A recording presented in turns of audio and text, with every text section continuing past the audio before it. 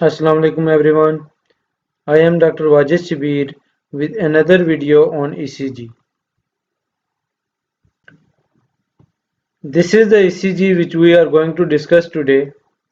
It is a very interesting case and we recently discussed this ECG on our Facebook page as well. But before starting the discussion, as always, pause your videos, note down the findings and diagnosis with yourself so that at the end of the video you can compare your findings and diagnosis with the discussion done in this ECG. Okay, while looking at this ECG, the most prominent feature which you can appreciate is the presence of tachycardia. We can see that the heart rate on this ECG is around 300, 150, around 200 to 220 beats per minute. Also, the QRS complexes in this ECG are broad. There are more than 3 small squares. Here you can see a broad QRS complex. So this is basically a broad complex tachycardia.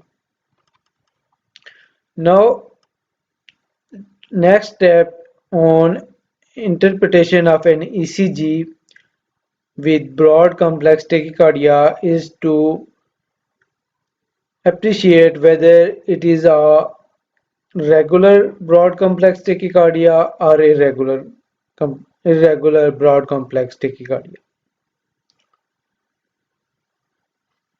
In case of irregular broad complex tachycardia, our diagnosis would be atrial fibrillation with aberrancy. Here we can see that the interval between two QRS complexes it is regular.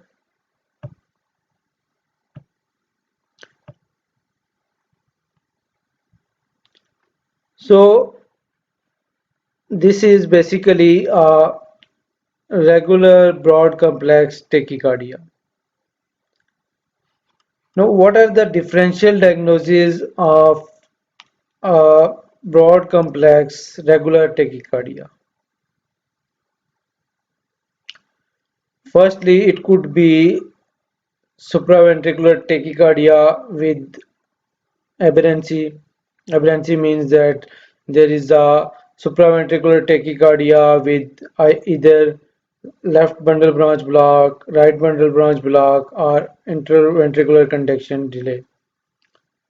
There could be antidromic supraventricular tachycardia, and third is ventricular tachycardia. One thing we should remember is that any broad complex tachycardia should be considered ventricular tachycardia unless proven otherwise.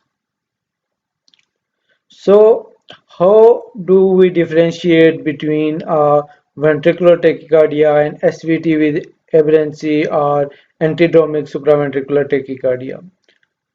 There is a criteria known as Brugada criteria, which has around 90 to 95% sensitivity to differentiate between SVT and ventricular tachycardia in case of broad QRS complexes.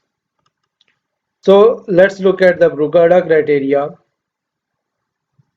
In Brugada criteria, the first step is we look for an presence of an RS complex in lead V1 to V6, that is in chest leads. If there are no definite RS complexes in lead V1 to V6, then the diagnosis would be ventricular tachycardia. But if we find an RS complex in chest leads, then we proceed to the second step, which is we measure the distance between the beginning of R wave to the lowest point on an S wave. And if this distance is more than 100 milliseconds, the diagnosis would be ventricular tachycardia. Otherwise, we will proceed to the third step, in which we will look for presence of P waves on ECG. So if we are able to find the P waves on ECG, if the number of P waves are less than the QRS complexes, it is called AV dissociation. And the presence of AV dissociation is consistent with ventricular tachycardia. But if we cannot find P waves or we cannot find any AV dissociation, then we will move towards the morphological criteria. In morphological criteria, we look at the morphology of QRS complex in lead V1 and V6.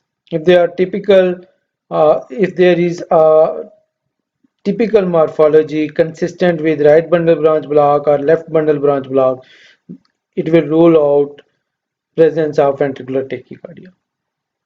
So let's move back to our case. So now we will try to differentiate between SVT and ventricular tachycardia in this case.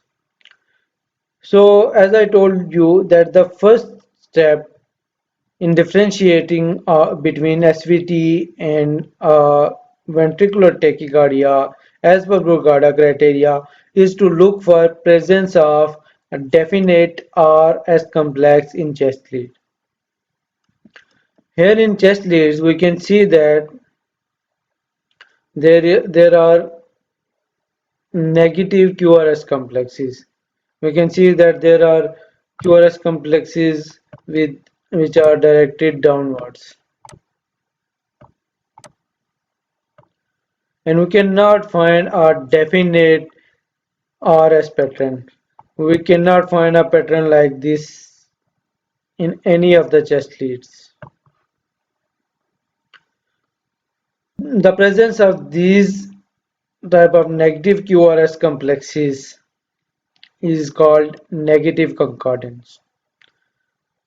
As per Brugada criteria, if we cannot find any RS complexes in any of chest leads, it means that this is a ventricular tachycardia. So by applying the Brugada criteria, we can conclude that this is a ventricular tachycardia. Now, how to manage ventricular tachycardia?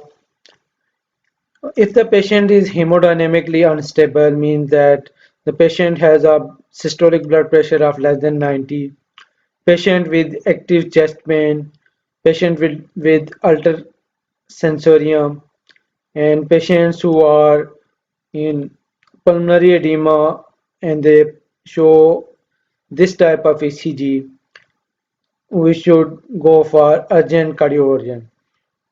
However, if patient are hemodynamically stable, then we can give IV beta blockers or antiarrhythmic drugs like amiodarone. So this is all for today. Hopefully you like the video. For more videos, kindly subscribe to this channel and stay tuned.